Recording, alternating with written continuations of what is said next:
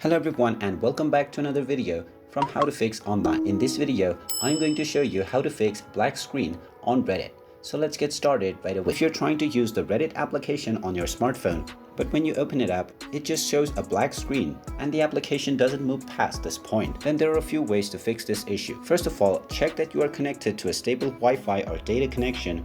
And if you are connected, then the second step is to check if you are updated. Open up the iOS App Store or the Google Play Store and then search for Reddit. Once you find the Reddit application, if you see an update button instead of open, then you will need to tap on it to install the latest updates. Go ahead and install the update and now see if your issue is fixed. And if this still doesn't work, long press on the Reddit application and tap on the info button. Now from the info page, tap on the force stop button at the bottom right corner first to stop the app. Then scroll down and tap on storage. Now from the storage menu, tap on clear data at the bottom left corner to delete all of the user data. Once you do this, go back and open up the Reddit application once again and you will be asked to log into your account.